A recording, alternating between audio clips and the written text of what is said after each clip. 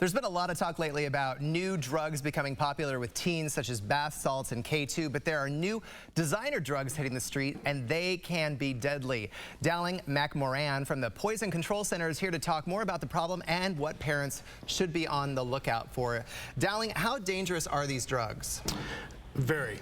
These drugs are probably the most dangerous drugs that are out there today. We're seeing severe consequences from taking these, and a lot of the problems we're running into here is you don't know what you're getting into. These children, these kids, these young adults, it's kind of I like to refer to it as Russian roulette. You don't know what you're playing with, and one time down the line it's going to get you. Sometimes it could be the first time, it could be the second or third. Because you don't know what's in these drugs to begin with. Yeah, we have actually, we're not sure what they are until we actually can study them, and there's been several case studies that have been done where we've actually gone out and, let's say, go to 6 local convenience stores or head shops back when you could buy this stuff and buy them, and they did studies. Same packaging, same, thinking that it's the same drug, and it ends up the molecules are different. Some of them are higher dosing, some of them are completely different structures, causing different side effects. And the worst part is that they're legal for now until they get banned, but they're always changing the ingredients just slightly enough. So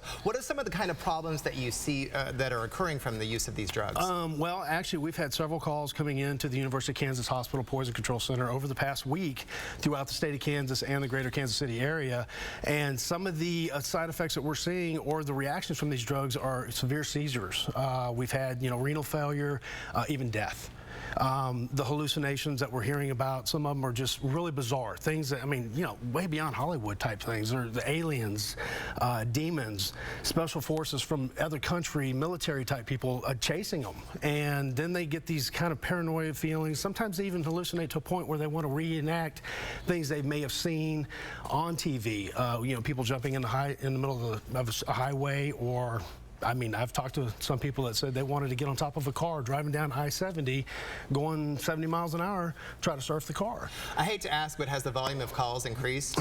Unfortunately, yes, it has. We're actually seeing, on average, about 30%. We started about 2 years ago, 2009, 2010 area.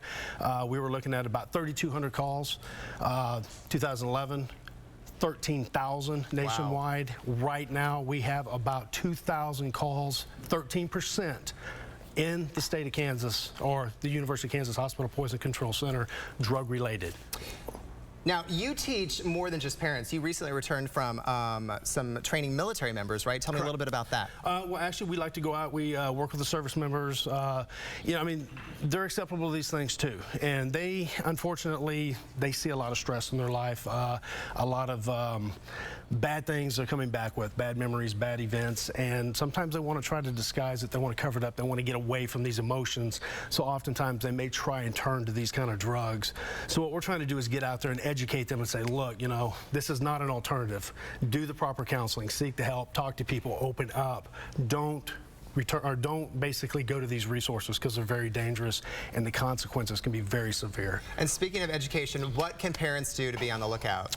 I tell parents, and it's very important as a parent, go through your kids' stuff. Talk to your children. If they have a credit card that you gave them, look at these credit card statements. Where are they buying stuff? Are they buying stuff online? Really? What's going on? Follow the Facebook, follow the internet. Go into the history and look at where they're visiting. Talk to them about the dangers of this. If you need more information about synthetic drugs, you can call us at the Poison Control Center, or you can go online and you can research this stuff. Talk to local law enforcement. But this is not a drug to play with. This is very dangerous, and it is killing people. And unfortunately, I hate to say it, but some of the people taking it are actually attacking other people. They're harming other people with violent rage. And it's infiltrating the teen set too. It's very much so. It's young teens up to or young adults to the teenage area. So I encourage parents, get involved with your kid. Please don't live on that notion, my kid would never do it. Thanks, Dowling. It's very dangerous. Thanks, we appreciate it. Thanks for coming in today.